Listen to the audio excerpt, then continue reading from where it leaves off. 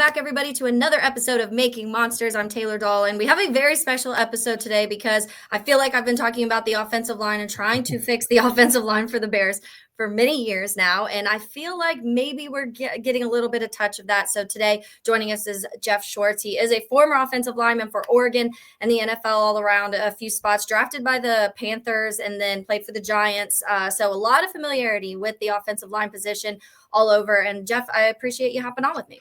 Yeah, glad to be here. Glad to talk offensive line anytime possible. And I love what the Bears are doing. So even more fun to talk about it with that context.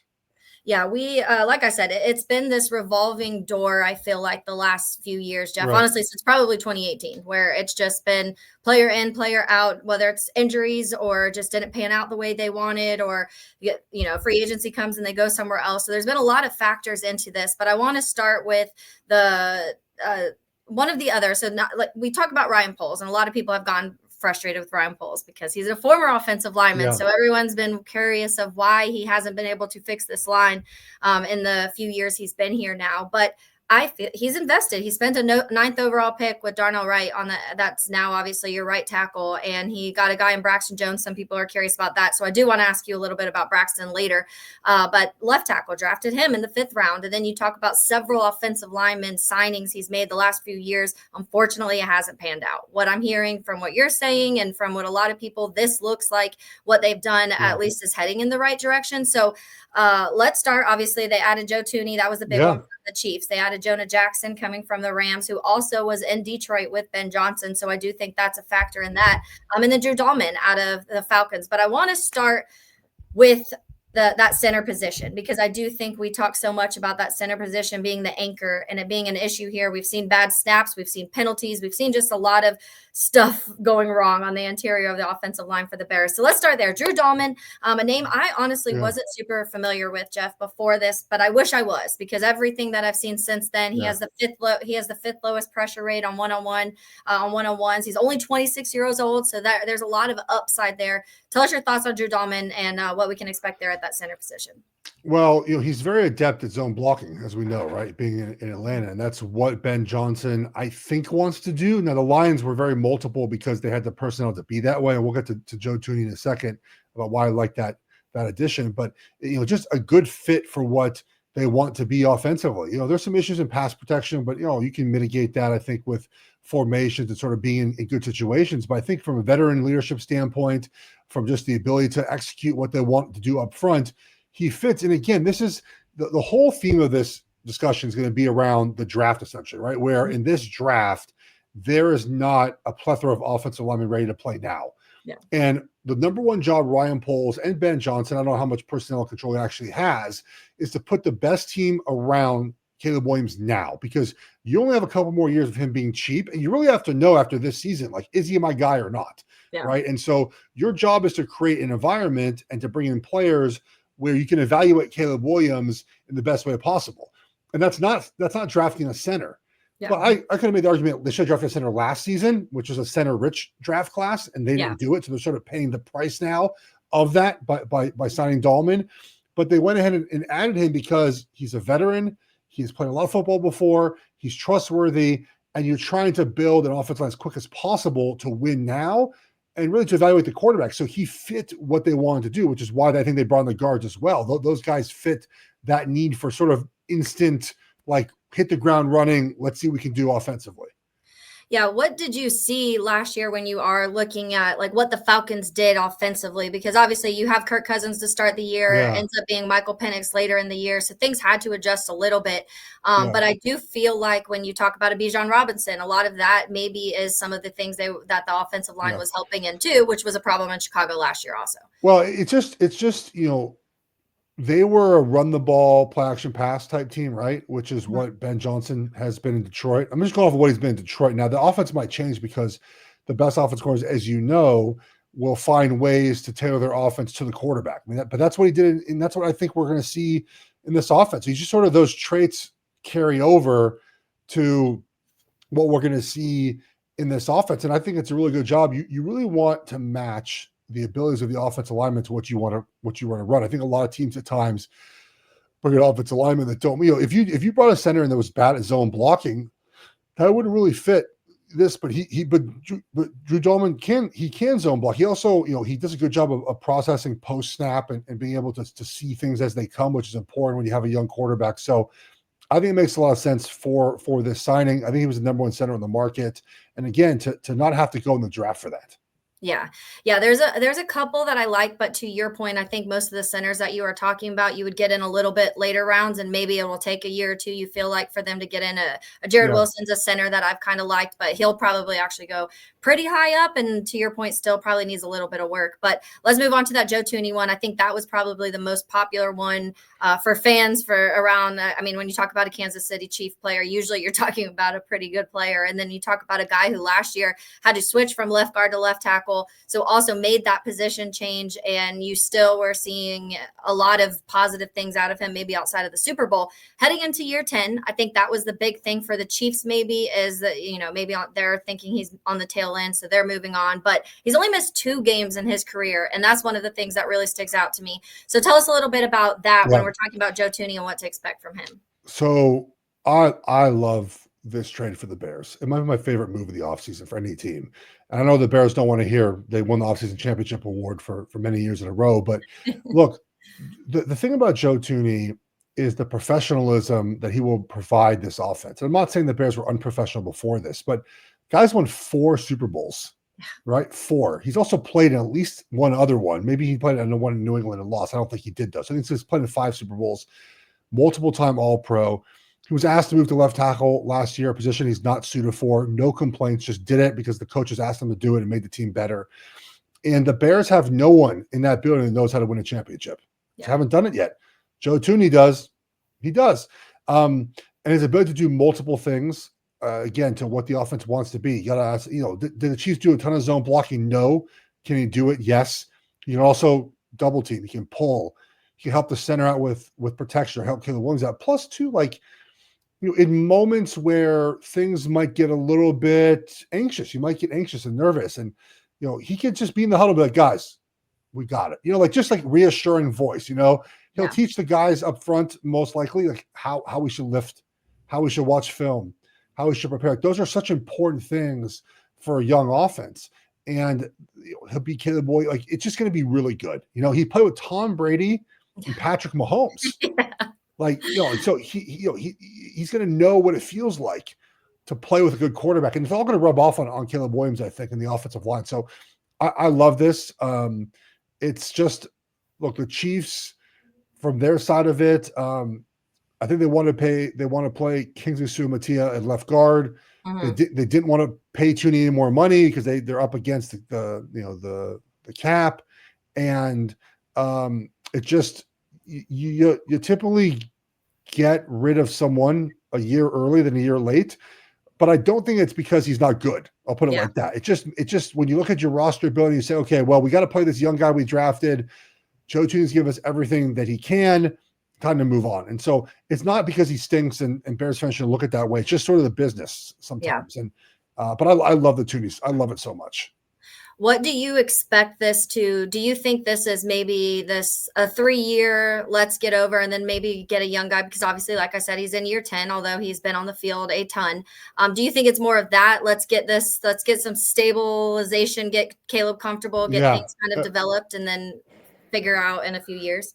Yeah, I just don't expect him to. If you get 3 years, that'd be great. I can look up. He's played a lot of football, and he's getting that age where it's just harder. Of course, there are guys who are able to play, years and years and years. That we've seen that before. He's 32 years old. He's played in 146 games in the regular season. Yeah, but that doesn't count. He's been to a lot of postseasons. Yes, but to your point, he started every game but one, and that one I think was when the Chiefs were sitting the starters. He's only committed 19 penalties and nearly 10,000 snaps. Yeah. He's such a solid football player. So he's won 4 Super Bowls. That's remarkable. It's insane. And that's one of the things that I did see too, is he has if not the lowest, one of the lowest error rates when it comes offensive linemen in the league. You just mentioned 19 penalties in all of those games. And so to your point also, how much that brings into the rest of the offensive line and what's around him too, because this is a team that I don't think was super highly penalized on the offensive line last year, but there were some moments and crucial moments that those jumps would happen or whatever the penalty may be, and it affected it obviously in a negative way. And this is someone who's bringing that experience of not letting those nerves start to catch up. Exactly. And that's, again, why he's there. Yeah, I want to talk about, because I think one of the issues last year, and I'm interested to get your thoughts on this, because the Bears just didn't run the ball very well last year. And I think that some people blame DeAndre Swift, some people blame the offensive line, some people blame the scheme, and I'm sure it's a little bit of a combination of a lot of things. DeAndre Swift has always kind of been one of those backs. He's not usually going up the middle between tackles and things like that. He's going to be on the outside and he'll find space and go from there. But how much do you think that the offensive line did factor into them not being able to run the ball very efficiently, or at least consistently?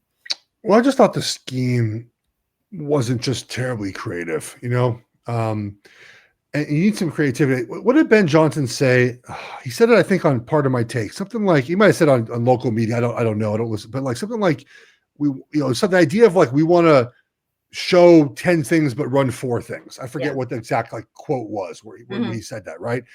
And like, that's what you want your offense to be, right? You don't want it to have a million concepts. You certainly can. You want to have 4 or 5 things that you do well, but you formationally put guys different places, and you motion, you do all this stuff and shift and make it tough for the defense. So I think a better offense will allow for some of this to take place. But too, like, the thing about last year is it doesn't matter because you have 3 new offensive linemen. Like it doesn't matter. Like whatever happened last year just is irrelevant because, you turn to Wright and Jones, and they're young football players, very clearly talented. And you would hope that, with this will be Jones's fourth year, right? Year, yes. And how many OCs? Yeah, well, probably at this point now, because it would have been, this will be his 4th, I think. His 4th. Honestly. How many offensive line coaches? They had 2 OCs just last year. Right. And then I think the first 2 years it was the same. So yeah, this will be 5. I think he's going on to his 5th. Yeah. And 4 line coaches. Yeah. Like how do you succeed when that happens? Like, how do you do that? Now, the offensive line coach in Chicago came from New Orleans. He's good. I know the assistant offensive line coach there, Kyle Devan. Like, it's a good offensive line group, and you hope that, again, when you play with these veterans, those young players can really pop. Look, Darnell, Wright, all the physical talent is there in the world, right? Just got to be more consistent. Same with Jones. Like, it's all there. It's just a matter of making it more consistent. And I think playing in a better offense that, look, they do a great job of protecting, the Lions did a great job protecting their offensive line with the scheme. And people don't really know what that means. And it's not just chips and it's running the football. Yeah. It's play action pass. It's trick plays. It's ways where a defender has to we call it like an eye violation, where they have to move their eye here, but you're really running the ball here. And those little things that make the defender split second late to something, that's what all that is for.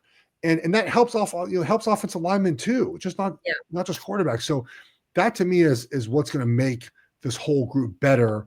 Yes, they have better players, absolutely, but I think that's going to make just everyone better. How much does it factor into of just being able to play together? Because I think that's something, as I mentioned at the top, a lot of it has been injury issues with Tevin Jenkins. When Tevin Jenkins is on the field, you feel like he can be one of the better guards in the league. Unfortunately, he hasn't been able to. And so because of those injuries, there's been a lot of movement, a lot of players having to play multiple positions. And so for Caleb Williams and that line to get on the same page, how is it important for those guys to, like, the starting 5 that you protect to be the starting 5, being that throughout at least most of the year? I mean, it's supremely important, right? It's hard to put into words what that communication means. But it's the point where, like, when you play with someone you've been with a long time, you don't have to actually say anything. I remember in New York, I played with Marshall Newhouse, and we had not played together a while, but we were both veterans. We understood the game, and we get to the line of scrimmage, and we both say to each other, like, "You good? Mm-hmm. You got it." We wouldn't make calls. We wouldn't have to point to anyone. Hey, man, you see it? Yeah, I see it. You good? Okay, we're good. Like, that's it, and that's what you want to get to, right? And you want to get in that situation with the quarterback as well. And so I'm curious how much Ben Johnson will put on Caleb Williams, because ideally you want him doing protections and the offensive line doing the run game. Now there has to be a little bit of overlap so things don't look so uniform and teams don't figure it out. But but again, when you have a veteran offensive line up front, especially inside, what it will allow is Caleb Williams to work with that unit and get comfortable to where he is making the same call the center would make, right? And being on the same line. And then when you do that, the blitzes should be picked up, which Chicago struggled with last season. Yeah. The adjustments should be made. It frustrates me a lot. There are a lot of teams that just don't make adjustments at pre-snap. And it drives me crazy because the Bears were sort of this way. They had no plan for hots, no plan for sights, no plan for pressure. It's just like, get up there and figure it out, Caleb Williams. Well, he's a new young quarterback. It's hard to just figure it out, especially when an offense at USC that never figured it out anyways. USC never did any of that stuff. So I think just bringing that to the offense with the 5 guys up front, hopefully all healthy, will just make it look much better. And I want to give one warning though. Yeah. When you install a new offense, it takes half a season or more for you to feel comfortable in that offense. The great example last season, it goes the other way too. Vic Fangio's defense for the Eagles. Yeah. It was very clearly took about half a season to figure out what you want to be. So Bears fans, I'm saying all these nice things about the Bears. I'm sure you're pumped. If you're like Big Cat, you're 6 out of 10 excited, right? Like, not 100%, 6 out of 10 excited. I get it. But just like if the first month doesn't look great, it's okay. Yeah. Like you want the second, you want the second month to look better than the first month. Yeah. And you have less practice time in training camp now.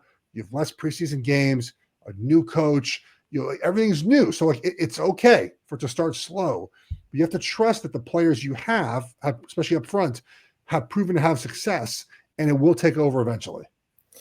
So one of the big conversations coming out of this last offseason with Caleb, and it's interesting you mentioned that blitz, because when you look at Caleb's numbers against the blitz, his numbers weren't bad, but to your point, there was ever any solution to try and avoid those things. It was just kind of Caleb doing some miracle work every now and then, or finding somebody and getting the ball out quick, or taking off, whatever he had to do. But when it comes to that, you noticed a few times last year when you were watching Caleb, he would try to call out blitzes in certain times, and it almost was like the line or running back, whoever was supposed to pick that up, would still miss it. Yes. So to me, I feel like that's a lack of communication as a whole when you're talking about the offensive scheme and the coaching that was happening last year. 100%. And some of those times too, it's also telling wide receivers where the hots and sights are, but that's to be built into the offense. Like you can't just show up on Sunday and do it. You got to practice it. And Caleb Williams can see the field fine. But it was not an offense that looked like overly communicative. Yeah. That sort of knew what they were doing against those pressures. Because really the game boils down to success on third down, right? Like a lot of teams are good on first and second down. Get the third down. Do you have a button? Because that's when the defenses throw their exotic stuff at you. Yeah. They try to sack you. It's when the pressure's the highest. And that's why you spend the majority of practice, honestly, working on third down, because that's a huge part of the game. So that's where a lot of it shows up. And that's where, again, the Bears just have to be better everywhere, but that's one of them. Or I think it'd be imperative just be better with blitz recognition and sort of just, post-snap identification of what's happening. The other guy, Jonah Jackson, we haven't talked on him yet. He obviously, people didn't love this one, I think mainly because they're looking at what happened with the Rams this last year. He was injured the majority of the year, so it was a small sample size. In that small sample size, he played well. You just don't get a ton of it. And then you go back to, I think, 2021 when he had a Pro Bowl season under Ben Johnson. And so I do think that familiarity with Ben Johnson is a big reason why Ben wanted him here. The injury, always, that's going to be a thing we talk about. But when you see him just as the player, and maybe especially what Ben did with him in Detroit, what do you think that fit? And especially between, you're still Darnell Wright, a younger player, but now a veteran on the other side of him at center. So to me, the most important thing here is that Ben Johnson coached him, right? Like that's so important, because you're right. When a guy gets hurt, doesn't play very much, it looks like a bad trade. But also, I believe in LA, he was a little out of position too. Now he'll play right guard, which is not what he played in Detroit either. But the Rams reshuffled their entire offensive line. Like it just was not the best situation for him. Then he got hurt after 4 games. So I think right now what you're doing is you're trusting Ben Johnson's evaluation of offensive linemen. He played, he coached him. He knows what he can do and can't do. We talked earlier about scheme and like little things here and there. Well, Ben Johnson should realistically, he should know what the limitations for Jonah Jackson are. And I do wonder if they still will maybe target a later round interior offensive lineman. I don't know where the draft will fall out for them. Yeah. Maybe the Yale kid goes inside at some point or becomes a swing guy. But there's and I think too, I haven't looked at the contract, but I'm fairly certain the Rams eat all that money too, right? So they got him for a decent contract. They don't have to pay the whole thing. I don't think that's the way. Yeah, I don't think it's all of it. I think there's like a decent chunk that they still are taking, and I think that's what maybe made some people upset. But I do think that they're not taking on everything. Yeah, you do actually have to spend money though. I don't know if you realize that. Like there's a spending floor. You have to spend it. Yeah. To make the floor over, it's over a rolling 3 or 4 year period, I think. But so you do have to spend the money. Someone has to get paid. So, but this obviously won't affect keeping anyone on the roster or being able to sign anyone else. But I think that the number one thing here, that's the most important thing, is that that Ben Johnson knows who he is, and you have to trust that Ben Johnson can get the most out of him. Yeah. And that's what I think, that at this point, I know I get it. You're traumatized if you're a Bears fan because of everything that you feel like as soon as there's hope, things get drug away. But Ben Johnson also made an interesting comment. I want to get your thoughts on this because he was talking about what the Bears had. This was a few weeks ago, so before they made all these interior moves. But he was talking about Darnell Wright, and he was saying how he used Penei Sewell in Detroit, and how, which of all, he did wild things with Penei Sewell. We all know that. He was a full-on weapon in Detroit and the way that he used him. But he did say that he made a comment saying that he believes Darnell Wright has some of those tools where he can do similar type things as Penei Sewell. You stand now? I think it's unfair to compare players to all pros that are not all pros. Yeah. Like, is Darnell Wright athletic like Penei? Sure, but he's just not Penei. Penei still won the Allen Trophy at 18 years old. Yeah. Like it's my personal beef with like comps. I hate draft season comps. It's like, you get on draft day. Oh, they drafted next Tyreek Hill. Oh. I mean, there was that kid, the Pittsburgh defensive tackle. He went to Tampa Bay, and they're like the next Aaron Donald. I'm like, ew. Oh no, I know. It's so. I don't like those comps. Now I understand what Ben Johnson's doing, right? He's publicly praising a player he needs to play well. Like I get it from his side, saying, "Hey, man, we believe in you." And does he have the physical tools to be that good? Absolutely, he can be a Pro Bowl, All-Pro type player. He's not Penei Sewell. So, but you can still be good and not be Penei Sewell. But Penei Sewell, I don't think you're throwing a pass with Darnell Wright. Okay. Yeah. Yeah, probably. So I think it's very nice that he said that. Yeah. I think it's a little unfair to Wright to live up to that standard, Bears fan. So don't hold him to that, guys. Don't expect passes from Darnell Wright this season.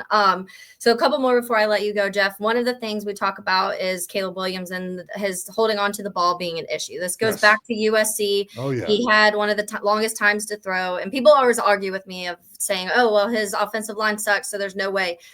When you say that word, that time to throw, I think it messes people up in their brain of what that actually means. But it was still, I want to say it was like 3.46 at one point at USC, 3.3. It was bad. I watch every snap of his at USC. There was a lot of it, and it transferred a little bit onto this year. Some of that I think is on Caleb. Some of that, to your point earlier, was just the offensive scheme, and there was two receivers standing in the same spot at certain times of the game, and there was not a ton of separation created in some of those things.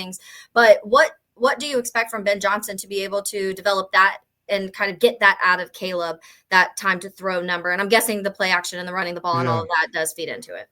So one of the things that we really figured out over the years, and not by we, I don't mean myself. I don't do the data. Is that sacks are a quarterback stat, first of all, right? Can be. Now, of course, we can get beat. It's rare. We never get beat. Those quarterbacks. Not you guys. but two is if you get sacked a lot in college, you get sacked a lot in the NFL. Mm-hmm. And so Ben Johnson has to break Caleb Williams of this, right? Because I think at times Caleb Williams, especially at USC, again, I watch all his reps. I hate watch USC. I do not like USC, but I covered USC for years. So I watch all his reps. And it just was a product of not trusting his defense. His defense was really bad. Trusting his offensive line, just thinking to myself, I got to be Superman all the time. Yeah. So Ben Johnson's got to come in here and tell him, like, Caleb, just do what we draw for you to do. And it's a lesson that young quarterbacks have a hard time. Patrick Mahomes for years never did that. Now he does, and his numbers aren't the same, but he's a better quarterback now, right? Just like take the 6-yard gain, take the 7-yard gain, take the 8-yard gain. And that's what Williams has to do. And I think offensively, when you think about what the Lions did, right, with their offense, a lot of things force Goff to throw the ball, right? The way the scheme was designed, because you don't want Goff holding the ball just for other reasons, right? Yeah. So we're going to see a lot of that, I think, in this offense, right? A lot of screens, obviously, a lot of quick passes, play action pass where you read half a field, you got one or two guys, you read a linebacker, he goes here, you throw there, he comes here, you throw there, and just sort of, a lot of empty concepts. When you go empty with 5 wide receivers, it really spreads the defense apart. You're able to see things kind of clearly, able to ID pressures clearly. So there's certainly ways to get him the ball. And Caleb just has to do it too, right? Part of it is that Caleb, like, you have to trust that what I'm telling you works. And it will take some time to get that trust between those guys, because Caleb has done this for 3 years now. For 3 years now, he has held the ball too long. Not always his fault. He just tries to make the hero play. Like, those are things that Ben Johnson has to break him of. And I think he can't. Caleb Williams is supremely talented. I think he can do that, but it might take some time. What is the biggest factor into making a screen successful? Because I feel like it's something the Bears have tried a lot the last couple of years, and it just doesn't feel like it works. And then other teams you watch and it looks like it's flawless, and they're getting 15 yards out of those. Okay. So one is screens are best run against man coverage. So finding man coverage, because obviously, if you run everyone off, the defense goes with those guys, and you have one linebacker for the running back. If the offensive line sees it, which they should formationally, then the center or the guard pops out a second early, blocks the mic, and like, you're off to the races, right? That's obviously one. Two, and this is, I learned from the screen. I learned from Andy Reid, the best screen master in the game. Yeah. There are defined landmarks to run screens. So a lot of times when you see teams run screens, the running back just catches the ball and then just sort of runs like wherever he wants. No, there's a designed alley where you have to run the football. There's a designed place to catch the football. And so you have to coordinate where the running back catches the ball, where the offensive line is blocking, what part of the field. If you're on the right hash, you're going left. The landmark is 2 yards above the hash. If it's the other direction, it's 1 yard in front of the numbers. Like, you have to do these things to make it work well. And so it takes time and practice. I've been with a lot of coaches that cannot teach screens. No. They think it's just like, just get out in space. You have alley, you have force, you have alley, just figure it out. No, it has to be all coordinated together. And the best teams do that. And again, it's timing, right? It's knowing when they're going to be man coverage, and pressure man coverage. Same thing, because a lot of times when you pressure, you're in form of man coverage. So man coverage pressures. So it's knowing what tendencies are going to be out there. So screens are hard, man. They're hard. Yeah, and it makes they seem easy, and I think that's why people get frustrated when that's what, it's funny, because I go back to, granted, this was not this last season, but the season before, when Justin Fields was still quarterback, but one of the first, I think week 2 or 3, Bears were playing the Bucs. Justin Fields ended up getting picked off, and it was a pick 6 at the end of the game, kind of third. But it was one of the defenders for the Bucs, I can't remember who it was right now, but made a comment saying they ran 12 screens in a row. Like, we knew exactly what was coming up. Yeah, I think that like predictability part of it is probably some of it. And to your point, that's when Ben Johnson's comment saying, we want them to see 10 different things, but be ready for 4. I think that's a big factor into what could make that successful too, I'm guessing. Absolutely. Again, it's all play sequencing. It's doing things in orders. And again, like, you might have a 2-yard run, but that 2-yard run leads to a big play action pass later in the game. Yeah. Yeah. So I do want to ask you, before I let you go, final one. If you're just looking, and obviously there's still a draft, maybe they get an offensive lineman, but at this point in time, if these 5 guys, when it comes to the 5 that are on paper right now, how comfortable are you with this offensive line in front of Caleb right now, and how just at least compared to especially this last season? I feel good. I feel much better. I think you're at a much better starting point this season, and there's obviously a lot of room for growth at those tackles. Like, I think what the guards are. If the tackles can get better, you have a good offensive line. You should feel comfortable with this group.